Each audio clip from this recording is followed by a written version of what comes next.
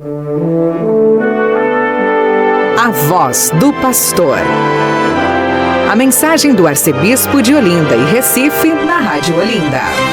Sou bom pastor, ovelhas guardarei, não tenho outro ofício nem terei. Quanta vida eu tiver, eu lhes darei. Olá, gente querida! Hoje é quarta-feira, dia 18 de dezembro. Nós estamos na semana de preparação imediata para o Natal do Senhor, o período das chamadas antífonas do Ó, preparação muito próxima ao dia 24 de dezembro.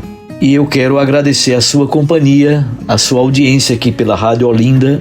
Estamos juntos então para meditar a Santa Palavra de Deus e para responder mais uma pergunta dos nossos ouvintes.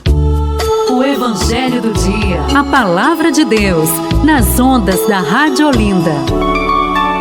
O texto do Evangelho de hoje é de Mateus capítulo 1, versículos 18 a 24.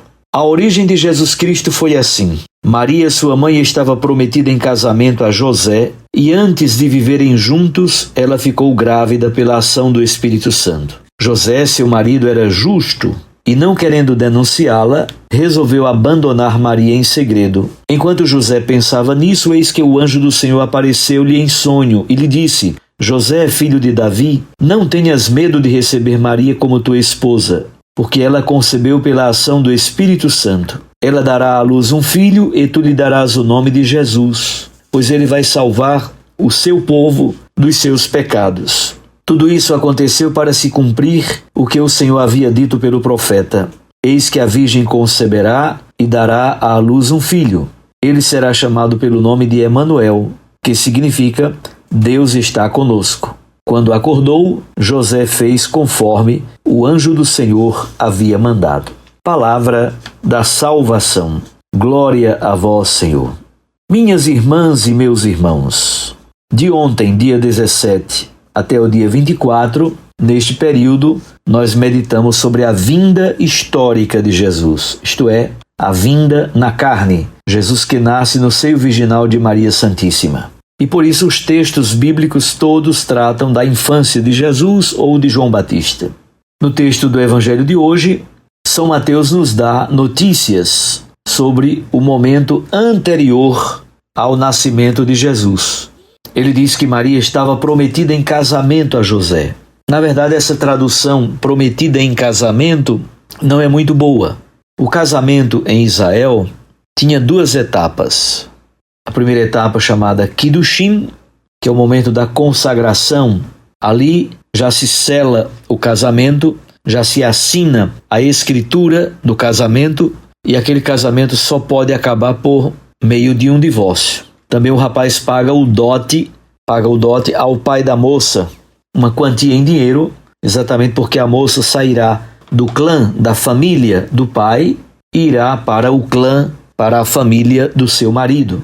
Dessa forma, o jovem faz uma espécie de ressarcimento, de pagamento. Com o tempo, esse dote foi sendo transformado num anel, num símbolo, numa aliança apenas. Bom, então Maria Santíssima e José já haviam feito a primeira etapa do casamento, Kiddushim.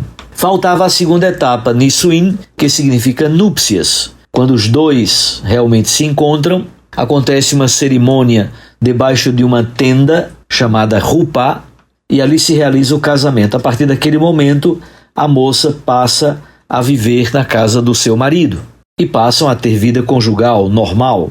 Pois bem, antes da etapa do Nisuim, antes de conviverem juntos, Maria ficou grávida pela ação do Espírito Santo. Nós sabemos, na narrativa, nós que estamos lendo o texto já sabemos, mas José não sabe de nada. Então José, que é um homem justo, bom e piedoso, mesmo não compreendendo tudo com a razão, ele tinha algumas opções. A primeira opção era denunciar Maria às autoridades e ela poderia inclusive sofrer sanções, punições. No passado, lá no Antigo Testamento, até poderia receber a lapidação, a morte por pedradas. No Novo Testamento já não se usava mais esse tipo de coisa. Em todo caso, a moça era vítima da vergonha pública. Outra possibilidade, José, não querendo denunciá-la, resolveu abandonar Maria em segredo. Era outra possibilidade. Ele ia embora, ia morar em outro canto distante, enfim, em qualquer cidade ou outra, e deixava Maria grávida por lá, porque ele sabia que o filho não era dele. Era outra possibilidade. Porém, José, na linha dos patriarcas da Bíblia, e como o próprio texto bíblico diz, José era um homem justo, ele faz o discernimento da vontade de Deus. E quando percebe qual é a vontade de Deus para a vida deles, José cede e permite que Deus realize a sua plena vontade. Esse discernimento é feito por meio do sonho. É por isso que o Papa Francisco tem uma devoção toda especial para com São José que dorme. São José dormindo, na verdade, é o São José sonhando. É o São José discernindo a vontade de Deus. É muito importante discernir a vontade de Deus. E quando perceber qual é a vontade de Deus, segui-la. Quando perceber qual é a vontade de Deus, colocar todas as energias para que a vontade de Deus realmente se realize. Então José sonha o sonho de Deus. E ao perceber qual é o desejo de Deus, qual é a vontade de Deus, ele cede e permite que Deus realize o seu projeto na vida daquela família. Quando acordou, José fez conforme o anjo do Senhor havia mandado e aceitou Maria Santíssima como sua esposa. Pois bem, o Evangelho de hoje, como vimos, relata exatamente a origem divina de Jesus Cristo, segundo a tradição de São Mateus. Mateus é o evangelista que apresenta o tema da virgindade perpétua de Maria. Portanto, se Maria é virgem perpetuamente, este filho não pode ser de José e é obra do Espírito.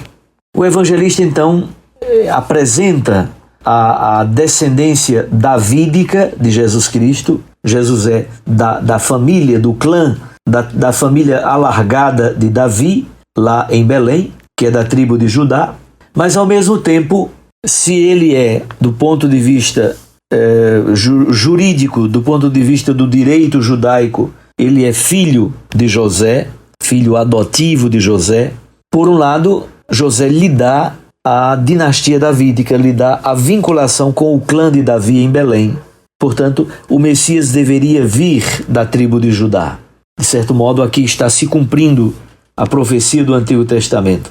Contudo, o nascimento de Jesus é virginal, ou seja, sem a participação masculina. Maria concebeu pela ação do Espírito Santo. Um dos intuitos, um dos objetivos de Mateus é exatamente testemunhar que a obra da salvação é divina, mas ela só se concretiza com a cooperação, a participação da pessoa humana. No caso aqui, São José cooperou plenamente com o projeto de Deus. Vamos agora responder a mais uma pergunta dos nossos ouvintes. Se você quiser mandar alguma pergunta para o nosso programa, você pode mandar pelo telefone da Rádio Olinda. Tenho aqui em minhas mãos uma pergunta mandada por Mariana Souza, lá do Pina. Diz assim: Dom Paulo, qual é o significado de ficar em pé, ajoelhado ou sentado durante a missa? Isso é obrigatório?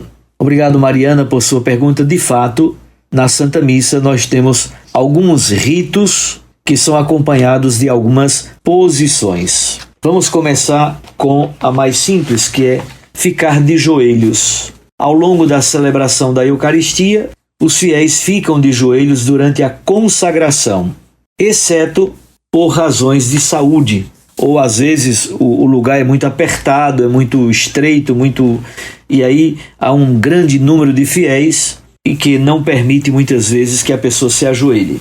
Portanto, na hora da consagração, todos os fiéis devem ficar de joelhos, inclusive o diácono permanente, a não ser que haja algum empecilho, sobretudo de ordem vinculada à saúde.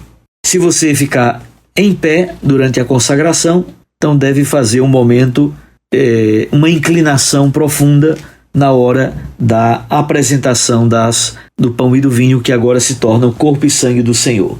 Bom, sentados em dois momentos, para ouvir as leituras e para a homilia.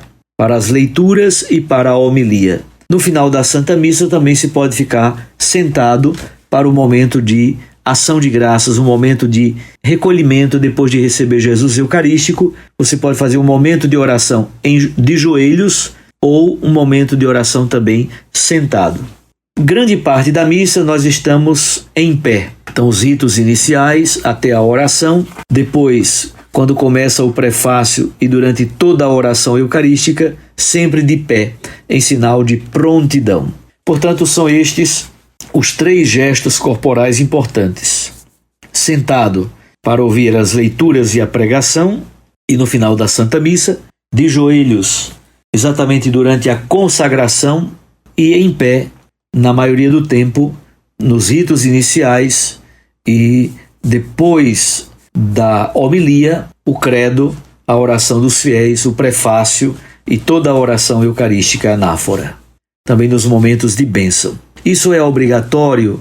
De per si, sim, Mariana, é obrigatório, exceto se a pessoa tiver alguma dificuldade física e não puder realizar aquela posição adequada para aquele momento da Santa Missa. Cada momento, cada rito com a sua posição corporal. Um abraço a vocês, queridos ouvintes, fiquem com Deus e com sua Mãe Maria Santíssima. E mande pergunta para o nosso programa. Até amanhã, se Deus nos permitir. A voz do pastor. Sou bom pastor, ovelhas guardarei, não tenho outro ofício nem terei. Quanta vida eu tiver, eu lhes darei.